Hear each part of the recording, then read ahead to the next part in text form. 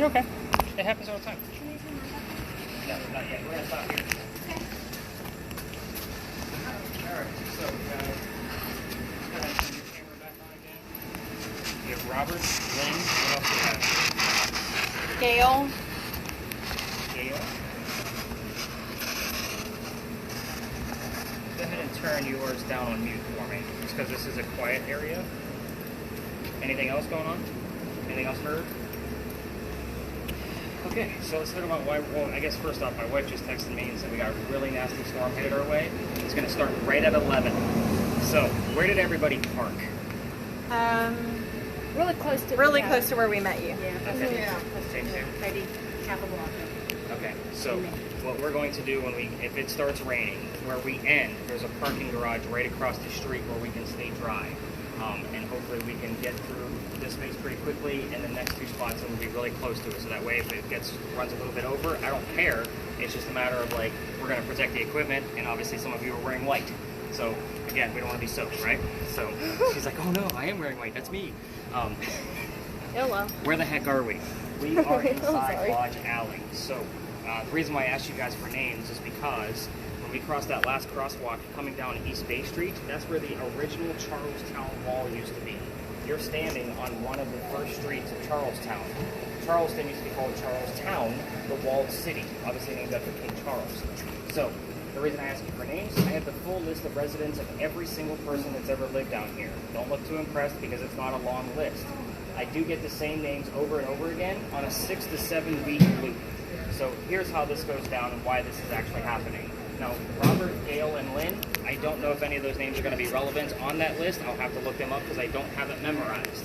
I do have the list from 1801 because that's only 5 people, and I keep getting those names over and over and over again. Those names are Benjamin, John, and the name Jane will pop up from time to time. Those 3 people lived here in 1801. I have no other significance of who these people are or what happened down here in 1801. But there is a paranormal theory based on where you're standing. The bricks you're standing on are called Belgian blocks. They're not supposed to have any type of EMF to them at all. So I'm going to have you pick any brick you want and put your device directly onto the ground, like out of your hand, and we're going to keep an eye on the numbers. What I would expect out of these numbers would be up to 1.1, which is natural from the Earth. Do you need to take them 10 out? No, because we're not measuring that right now. We do have a 2.2, 2.5. We're going to see if it goes up any higher. You're going to do the job of keeping an eye on it while I give the rest of the history. At times, we'll get the numbers all the way up to 15. Again, these bricks are not supposed to have any type of EMF to them whatsoever. We're dealing with the stone tape theory and trying to prove that. What is that? These bricks have been here for so long, since 1739, that we know of, a few hundred years, that they are said to hang on to the consciousness and memories of the things that occurred here. That would be the other explanation of why I keep getting the same names over and over and over again. We're on week 5, 6 of that loop. I was not expecting anybody to come up with the names Benjamin and John tonight. Week 6, 7 starts next Monday. So again, we're on Friday. I keep track of this to kind of see when those names are going to come up. Notice I didn't give you the names Benjamin or John at all, except for Big John's at the top of the tour. So again, it's you that's telling me the names you're hearing. So again, I didn't get those tonight, but before people lived here, the Freemasons had a Masonic lodge here, hence the name Lodge Alley. We will get terms wrapped around the Freemasons as well, but that doesn't seem to have any kind of pattern or loop involved with it. We will get words like symbols, Mason, Freemason, and we'll even get the word Illuminati that shows up on the 2 red spirit boxes. Now, first off, you guys are listening to radio stations. Who the hell is talking about the Illuminati on the radio? That's my first question. The second thing is, I only get it while we're here. That breeze feels so good, by the way. I'm just going to put it out there. But the word Illuminati, again, I had it 6 times last year, verified, 3 times so far this year, verified. And that means somebody heard it while we were here before I started talking about it, and I verified it in the recordings the next day. So again, I can't make this stuff up. It's a matter of where is it going to occur, when's it going to occur. The next space we're going to go to is, what number did you get up to? 2 point. Was it 7? Was the highest number? That was the highest one. Okay, so go ahead and pick up your device. We don't spend a lot of time here because, again, it's just a matter of laying out the land for you. Where's my page? I lost it. The next space we're going to go to is another alley. However, I cannot take you all the way through it. Why? Because I've been kicked out. You guys have all the noisemakers and blinky lights, and it is considered residential at the end. So again, we're not allowed to go over there. It's out of bounds, and I got caught. And yes, I will tell you the story of how I got caught, because that's the fun part of the story. However, by stirring up the activity outside the alley, we will have clues to that story through the remainder of our time together. And I don't know if that chilly wind means that the storm's going to hit us quicker. So, again, that's normally how that thing kind of wails up out of the water. So if you're not from here, you kind of get used to, like, what's that crazy wind out of nowhere? Yeah, it feels great, but then we're going to get dumped on. All right, so this space, again, I don't like to spend a lot of time in anyway. I just want to see if we're kind of chasing the pattern. When we exit the alley, both video cameras will stop their recordings. We're going to be cutting through a neighborhood to get to the next alley. We don't record people's houses. So just remember, any personal property. Continue listening to your spirit boxes. Do you have any crazy words on your list before we move out of here? Tent, safety, riot, pace. Nope. Okay. Thirst. Thirst, yeah, we're all kind of thirsty. All right, funny. let's head up to the next crazy alley and see what we can find. So stop it now. You can listen to yours along the way. Stop it now. You can if you want. Again, just don't look like a vlogger like what you're doing right now. Yep. There you go. There Perfect. You go. Just, Yeah, you want to just kind of discreetly, just make sure your hand's not in the way. There you go. It was. You got it now. So this place is called Philadelphia Alley. It used to be called Duelers Alley. This is where some of the duels used to occur. Oh, You heard Leonard, this? we went on the tour and we heard about this. Did they tell you the doctor story? I don't think so. Not that I remember. Okay. How the hell did they take you down this alley and not tell you about the crazy doctor? All right, let's get into it. Good deal. So, there was a doctor that I'm going to tell this story a lot different than the ghost tours, just so you know, because you're ghost hunting. You're going to need different details. There's a doctor that moves down here from Rhode Island. His name is Dr. Joseph Brown Ladd. He moves down here because he's supposed to get married to his fiancée, Amanda. Amanda just inherited a bunch of money from her dead parents. She has an attorney that's helping her out with all of this cash that she just inherited, and the attorney thinks that the doctor is just after Amanda's money. So he tells her, get rid of the doctor. So he comes to Charleston to prove that he's not after her money. So as he's coming into town, the coachman that brought him in set him up to be robbed and killed. It wasn't a very good start to his stay in Charleston. Somebody was walking by, a local. His name was Ralph Isaacs. I'm going to stop on Ralph because Ralph has the same initials as where the doctor came from. Ralph Isaacs, Rhode Island. RI shows up here all the time, but these are the two main characters. We need the secondary verifier so we know who it belongs to. Anyway, him and Ralph, Ralph tells him, you don't want to stay here. I know this guy. He's going to try to take all your money, but I got some friends at 59 Church Street. You can rent a room from them, and you'll be safe and good to go. The doctor takes him up on the offer, and they become friends. The longer the doctor stays here, the more money he's making. He's proving his point that he's not after Amanda's money. So, Amanda's moving down soon because he's making his own cash, and Dr. Ladd becomes known as the Whistling Doctor. Every haunted city you will ever visit in the future has a cliche whistling ghost. It's a guarantee. We all have one. There's actually proof of this one, though. But let's kind of continue on with the story. Him and Ralph go see plays together, but they can't sit next to each other because the doctor makes more money. He gets better seats. So they talk about these plays on the way home. One night they went to go see Richard III from Shakespeare, and they're arguing over the new actress that was in the play. The doctor thought she was great, Ralph not so much. So the argument gets a little up to the fight, which is often what happens. Ralph has his one shot, and he puts it in the kneecap on the doctor, so the doctor doesn't die either. But he drops to the ground, his friends pick him up, carry him home to 59 Church Street, and he dies 10 days later after refusing medical treatment. This guy's a doctor. He probably tried to bleed out the bullet himself. So the campfire ghost story part of this is I told you it was residential at the end, but I will tell you I used to take my folks all the way through to show off the bricks on the other side of the alley. The alley didn't always come all the way this far, which means those bricks on the other side are older.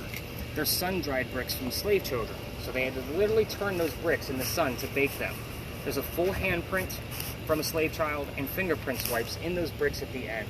And I would always point them out because I'm sure you guys all gathered I'm all about the history at this point, right?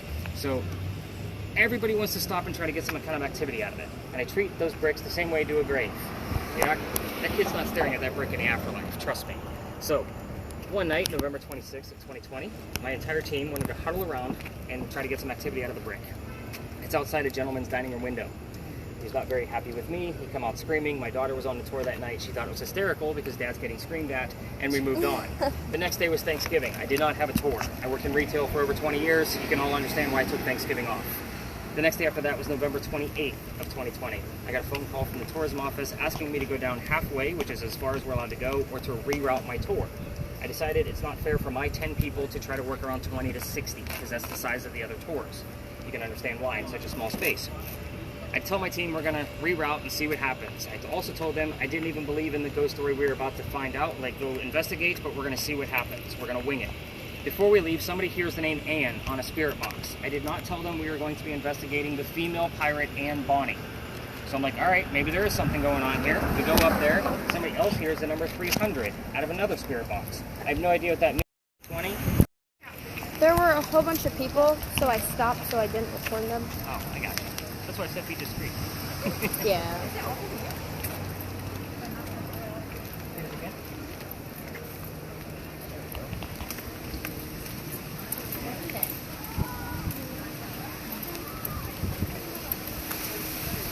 Oh, I feel bad for that person. They're literally pedaling against the wind. They're gonna run into each other.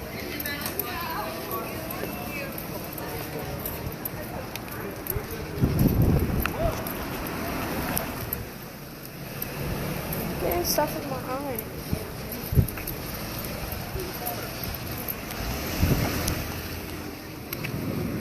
Is it dark? Yummy.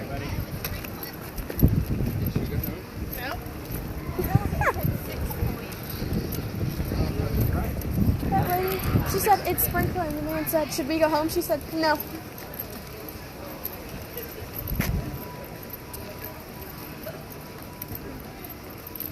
Well, Cumberland. That says Cumberland. Cumberland.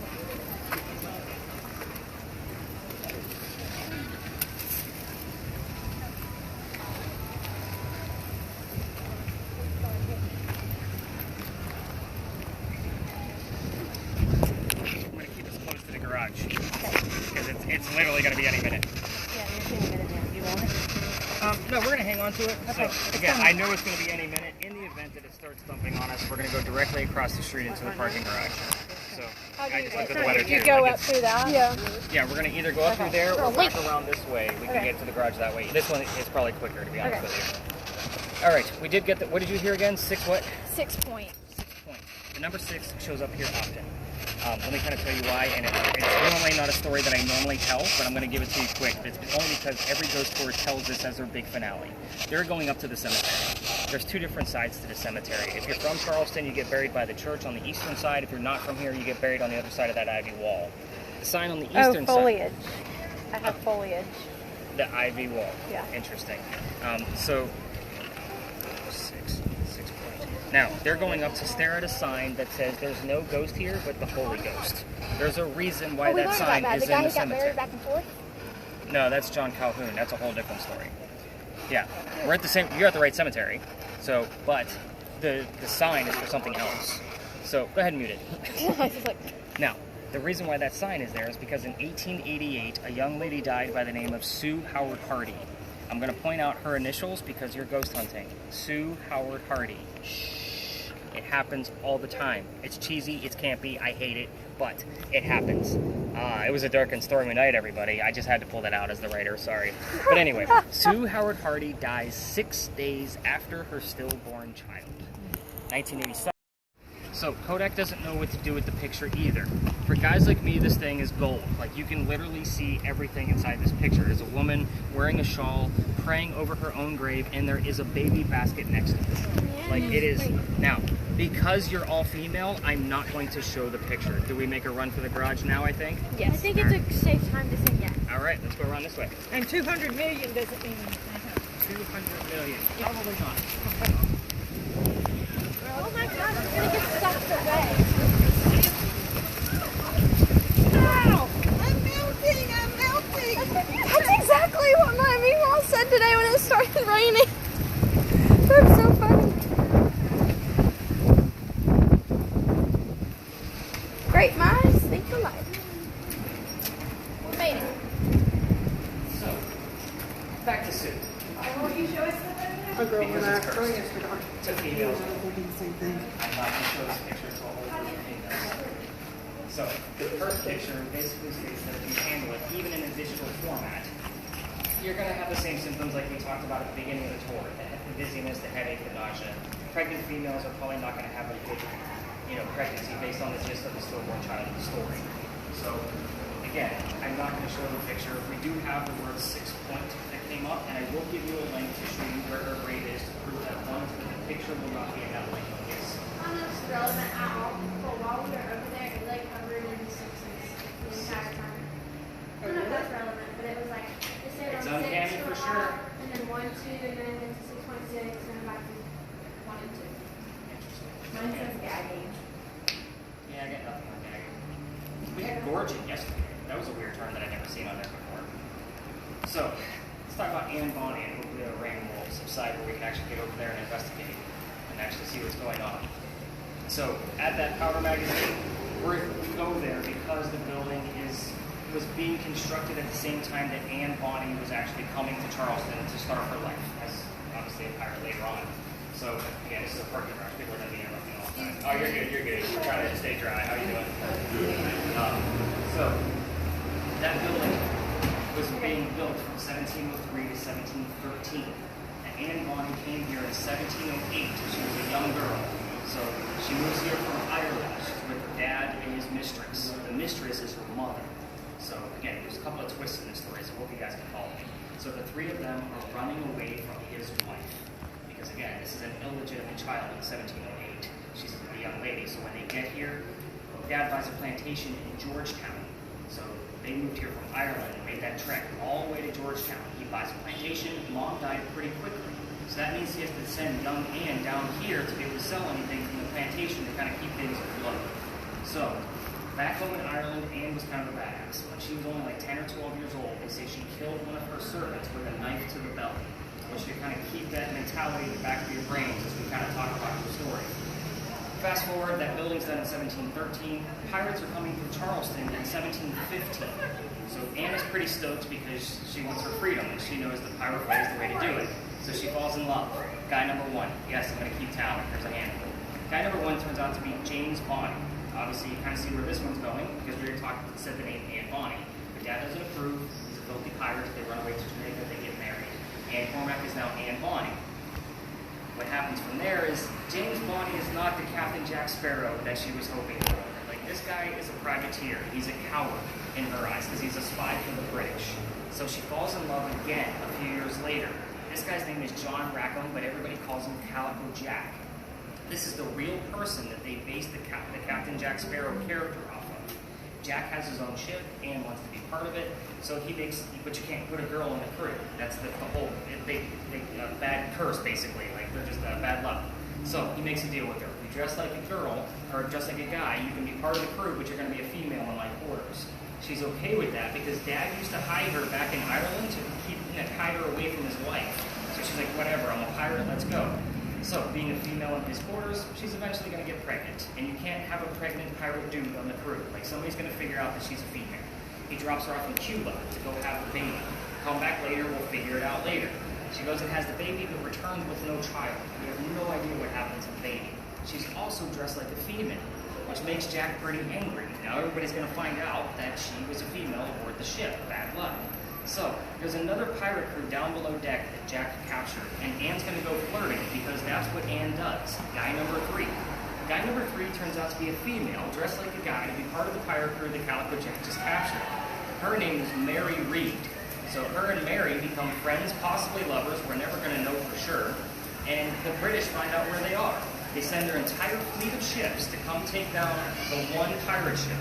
This looks like another tour going to be trying to get out of the rain, so I'm going to let them pass through. Yes.